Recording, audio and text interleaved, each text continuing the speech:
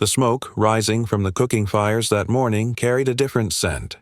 Not the usual sweet hickory and burning oak, but something sharper, more urgent, like the earth itself holding its breath. Elder Soft Rain had noticed it before anyone else, standing at the edge of the village clearing where 3 generations of her people had woken to countless dawns, but never to one that tasted of endings. The familiar sounds were all there. Children's laughter echoing between the bark-covered longhouses, the rhythmic thump of pestle against mortar as the women ground acorn meal, the soft scraping of flint knives against hide. Yet underneath it all, a silence was growing, the silence of a world about to change forever.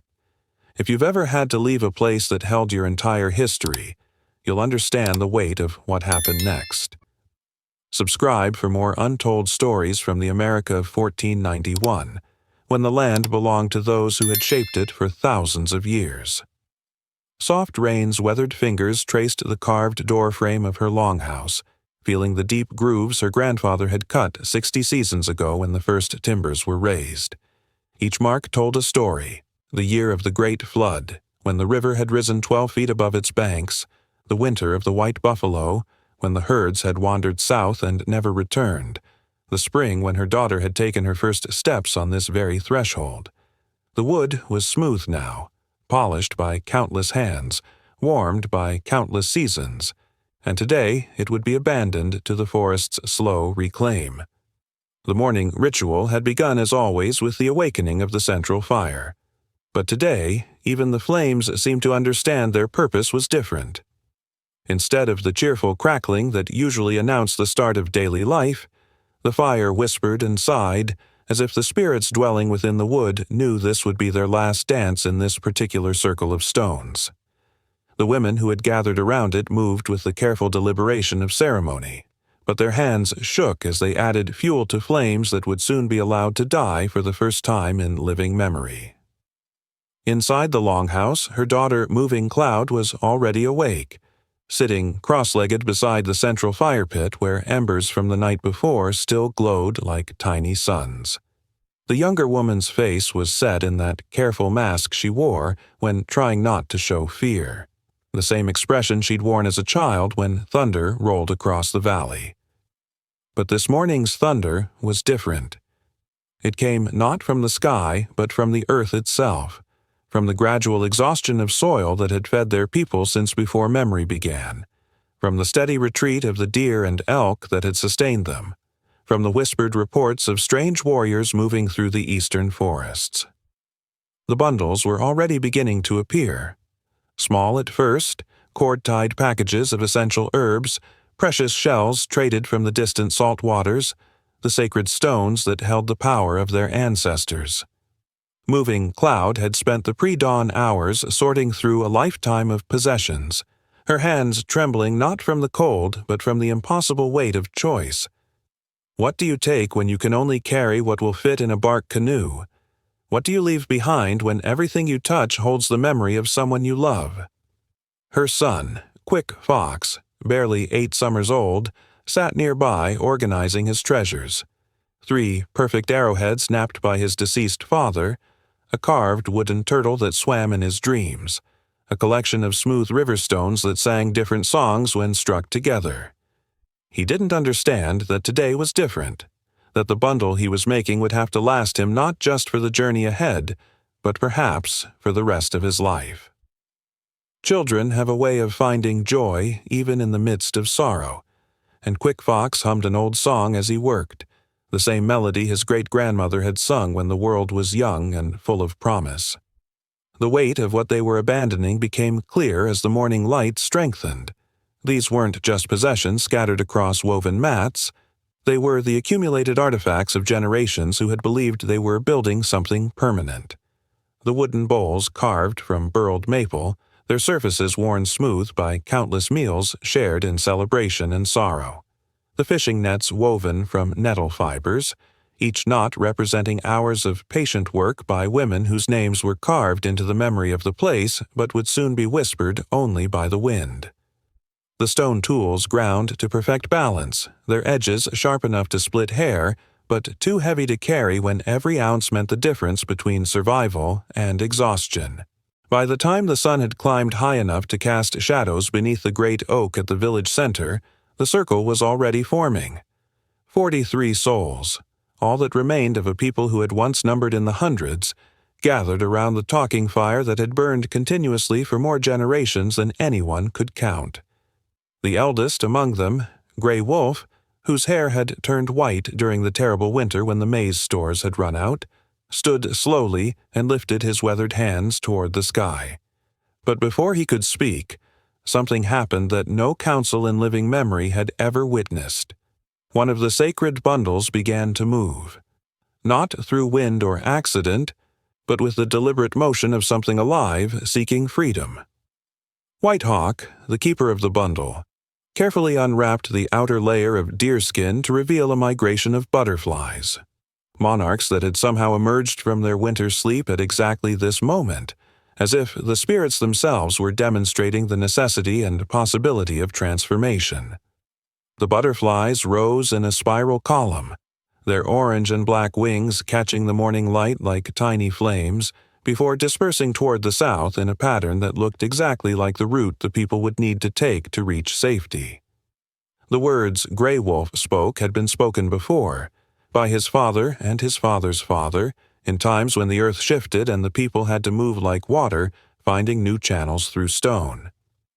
"The land tells us when we have stayed too long," he said, his voice carrying across the circle like wind through dry grass. "The deer speak to us through their absence. The soil speaks to us through its tiredness. The trees speak to us through their thinning rings. We have listened, and we have understood.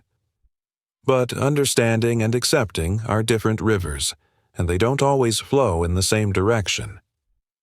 Morning Star, a woman whose garden had fed half the village for 20 seasons, stepped forward with her face streaked with the ash of mourning.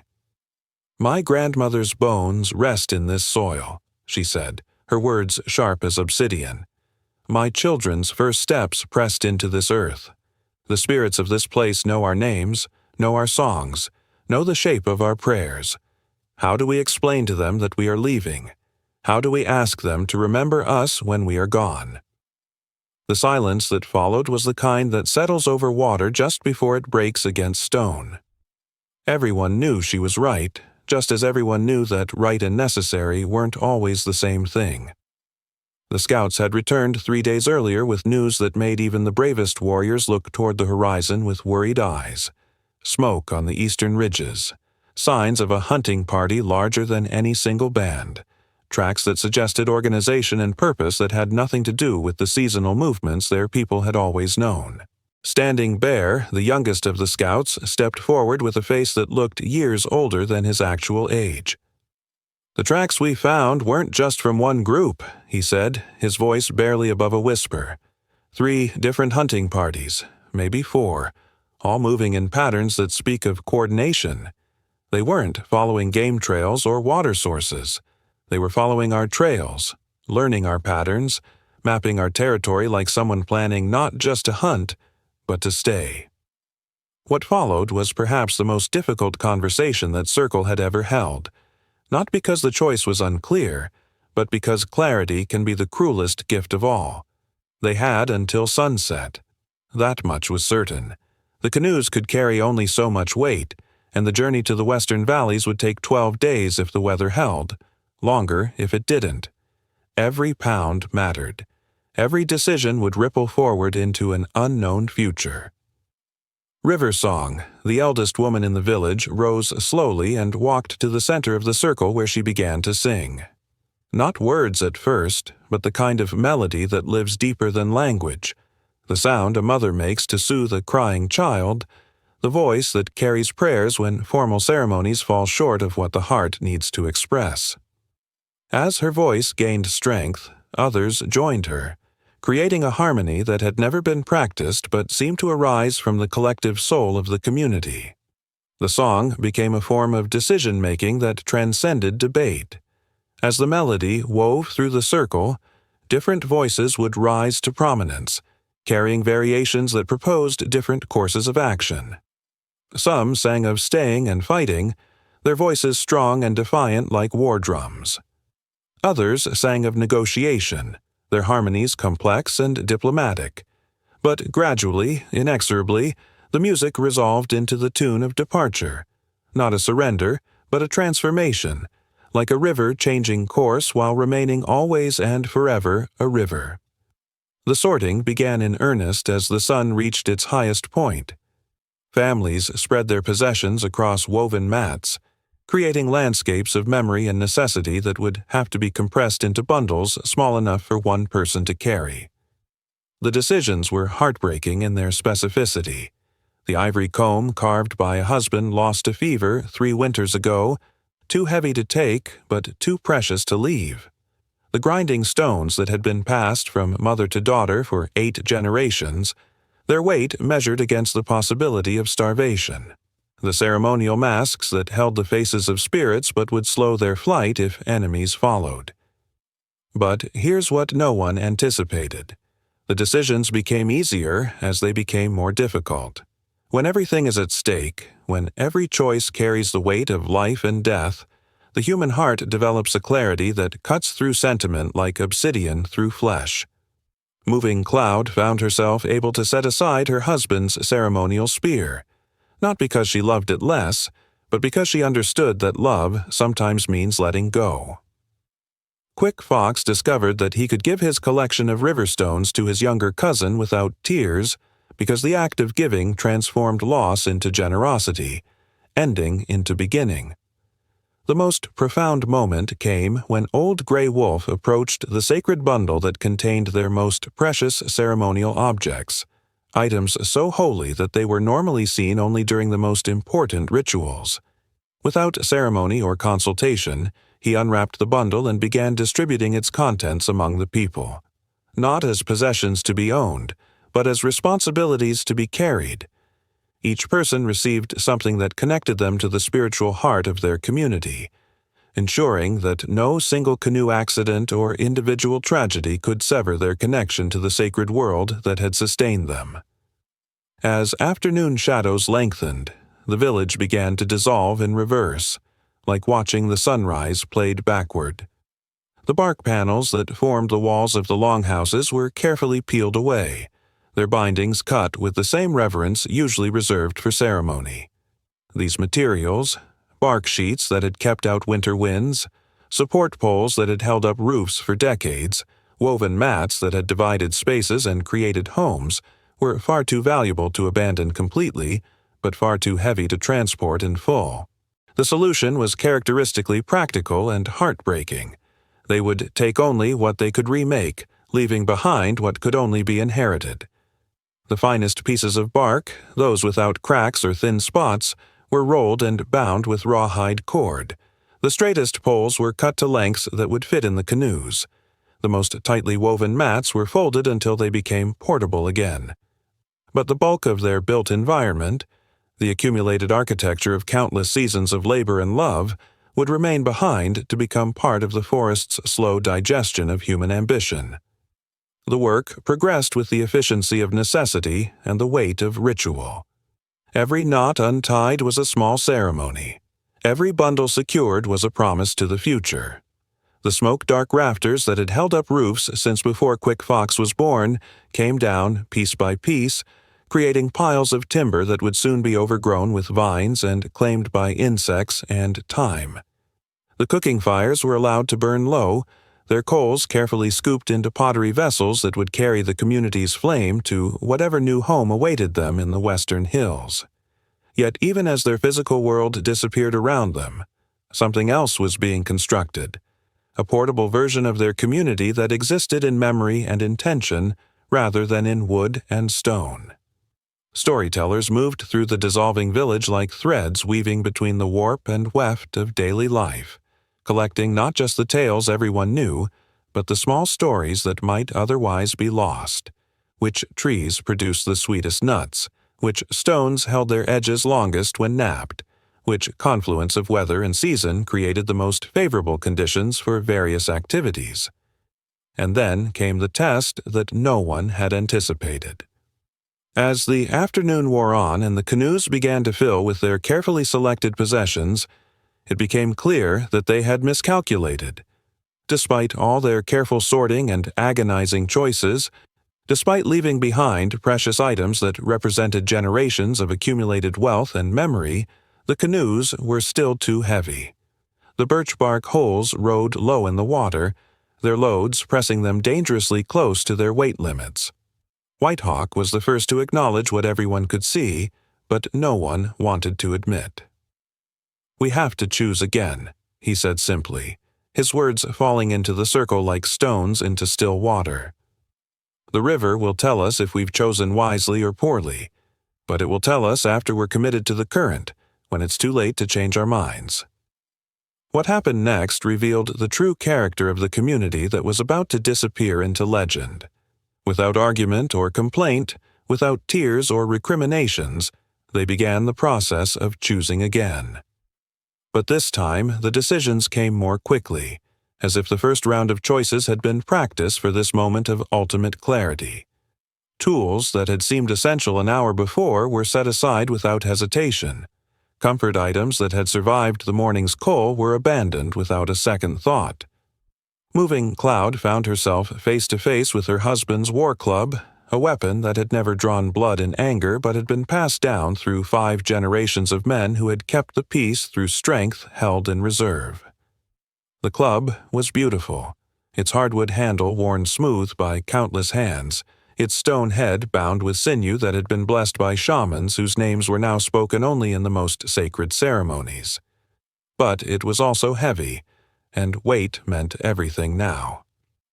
Her son, Quick Fox, watched as she lifted the club, testing its balance one final time. Then, in a gesture that would be remembered and retold for generations, she walked to the edge of the village clearing and drove the club deep into the earth, leaving it standing like a monument to their presence, a sign to anyone who came after that a people who honored their weapons had chosen to honor their children more. The canoes were loaded as the sun touched the tree line, their birchbark hulls riding at exactly the right depth in the water. Each vessel carried not just people and possessions, but the distilled essence of a place that had been home since time beyond memory. Grey Wolf's canoe held the sacred fire, its embers nested in a bed of ash and dry moss that would keep them alive for the journey ahead. Moving Cloud's canoe was packed with tools and food, the essential technologies that would allow them to rebuild wherever they eventually stopped. The youngest families took the seeds and small plants that would grow into the gardens of the future, while the elders carried the songs and stories that would bloom into the culture of tomorrow. As they pushed off from the bank where generations had launched fishing expeditions and trading journeys, the silence was profound. No one looked back immediately. That would come later, when distance had made the loss bearable. Instead, they focused on the river ahead, on the rhythm of paddles cutting through water that reflected the dying light like scattered pieces of sky. The current that had always been their pathway to the wider world now became their route to exile, carrying them away from everything they had known toward everything they hoped to become.